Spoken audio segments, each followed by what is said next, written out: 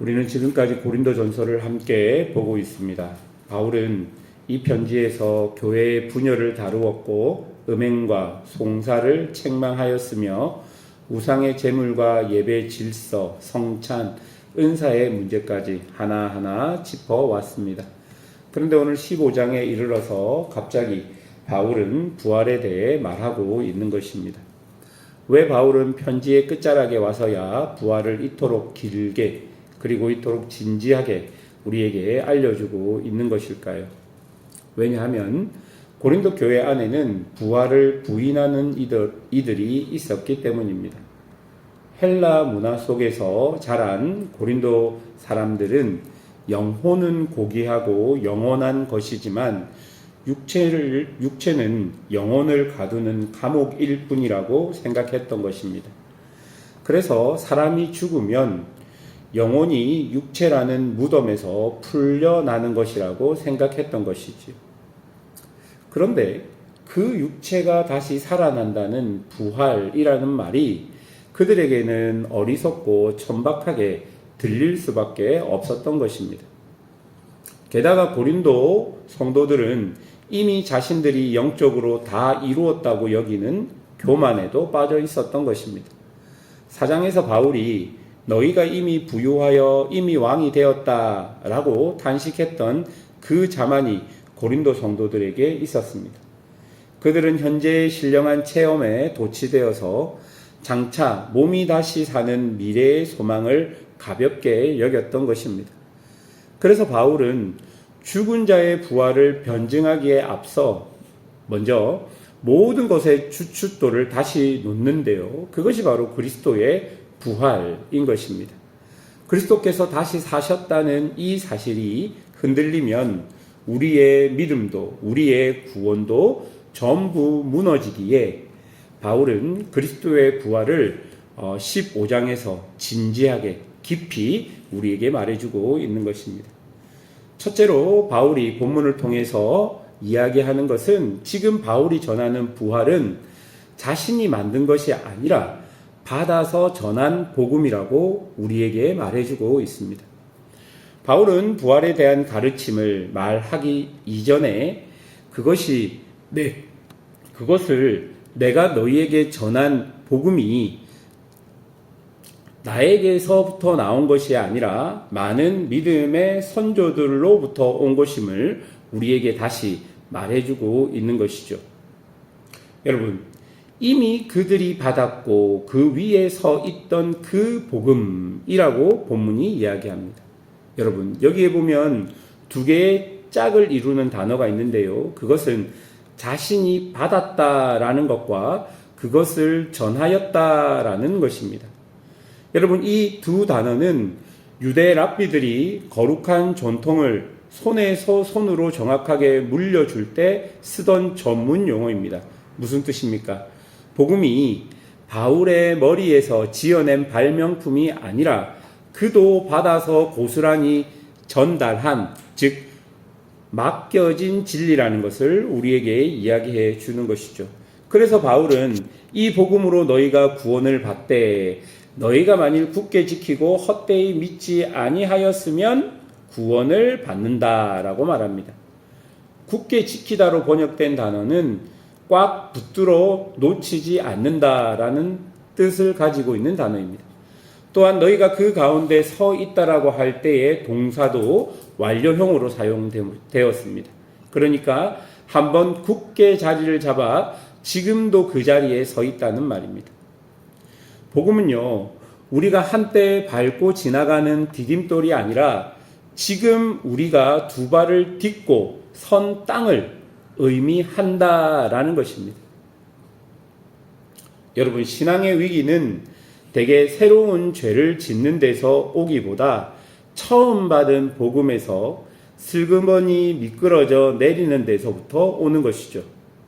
즉, 복음을 여러 이유로 놓쳐버리고 잊어버리고 하는 데서부터 신앙의 위기는 온다라는 것입니다.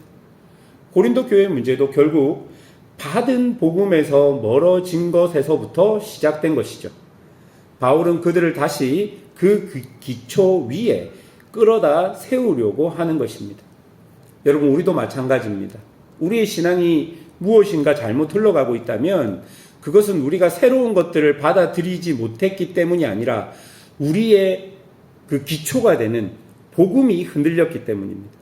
우리의 기초가 되는 그 복음에서 내가 미끄러지고 벗어났기 때문에 우리의 신앙에 위기가 찾아오는 것입니다.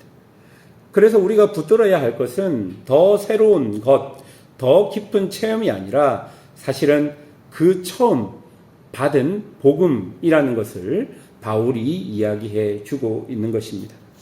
두 번째로 본문은 역사 속에 못 박힌 부활을 우리에게 이야기합니다.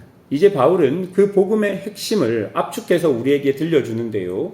3절에서 그는 이것을 가장 중요한 것으로 전한다고 말하고 있습니다. 여러 진리 가운데 첫 자리에 놓이는 것이라는 뜻을 가지고 있는 것이죠.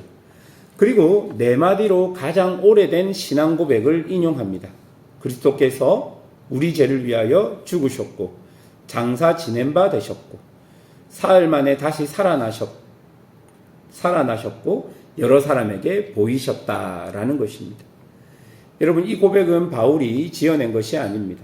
학자들은 이것이 예수님의 죽음과 부활이 있은 지 불과 몇 해 안에 이미 교회가 외우던 가장 이른 신앙 고백문이라고 보고 있습니다. 바울은요, 그것을 받아서 우리에게 전한 것이죠. 부활은 후대에 꾸며낸 전설이 아니라 사건의 목적자들이 살아있던 시절부터 교회가 함께 붙들었던 역사적 증언이라는 것이 이 몇 마디 신앙 고백문 안에 들어가 있는 것입니다. 그리고 이 고백문을 둘러싸고 있는 두 가지 반복되는 표현이 있습니다. 성경대로라는 표현입니다. 여러분, 죽으심도 성경대로, 다시 사심도 성경대로입니다. 이사야 53장이 미리 그린 고난받는 종이 우리 죄를 짊어지셨고 시편 16편에 노래한 대로 하나님은 그 거룩한 자를 썩지 않게 하셨습니다. 그러니까 부활은 갑작스러운 돌발 사건이 아니라 오래전부터 약속된 하나님의 계획이 그 정점에서 성취되었다는 것을 우리에게 알려줍니다. 그리고 특히 4절에 나오는 다시 살아나셨다는 동사는 완료 시제입니다. 여러분, 완료형이라는 것은요, 과거에 일어난 사건의 효력이 지금까지 그대로 이어지는 것을 가리킵니다. 곧 그리스도는 한때 살아나셨다가 아니라 다시 살아나셔서 지금도 살아계시는 분으로 계속 계신다라는 뜻입니다.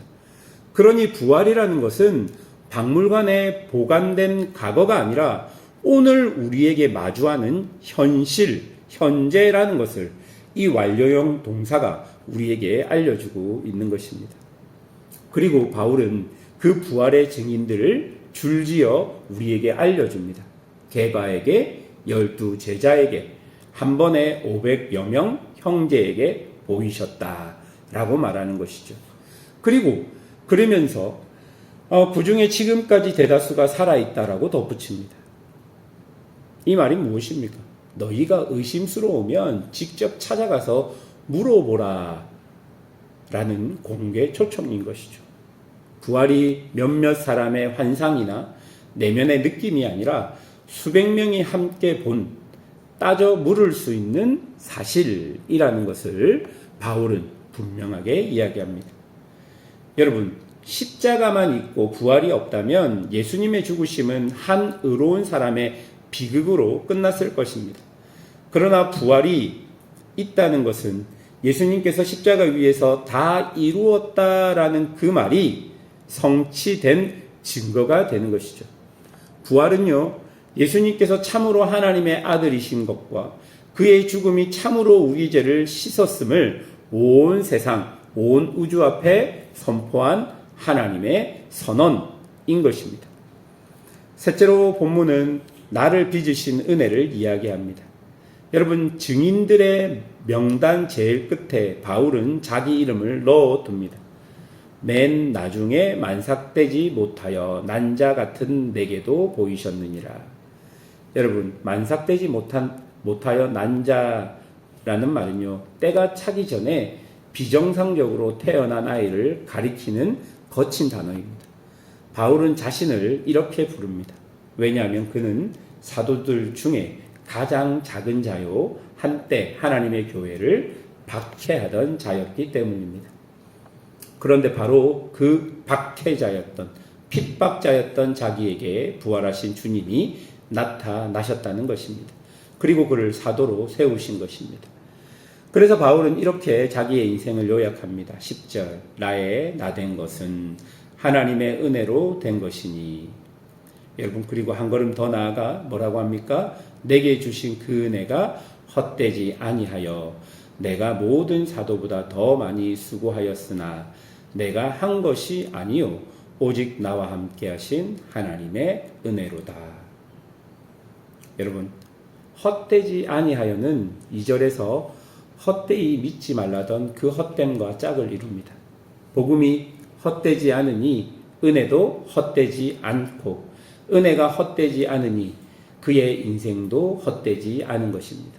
부활의 능력이 핍박자를 사도로 바꾸어 놓은 것입니다. 그리고는 11절, 그러므로 나나 그들이나 이같이 전파하매 너희도 이같이 믿었느니라. 바울이든 베드로든 누가 전하였던 복음은 하나였고, 고린도 성도들이 믿는 것은 바로 그 하나의 복음이라는 것입니다. 부활은 단지 머리로 변증해야 할 교리가 아니라 우리 한 사람 한 사람을 새롭게 빚으시는 은혜의 능력이라는 것을 말해주고 있는 것이죠.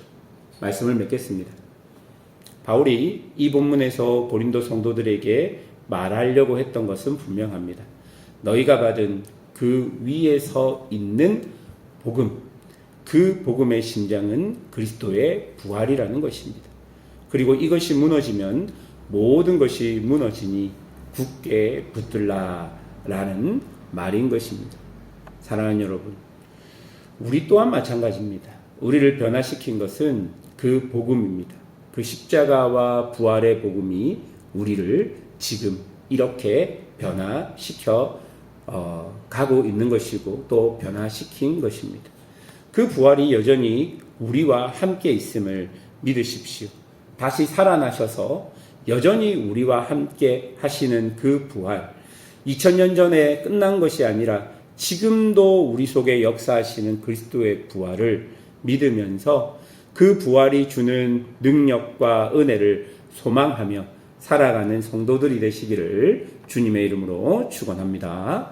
함께 기도하겠습니다.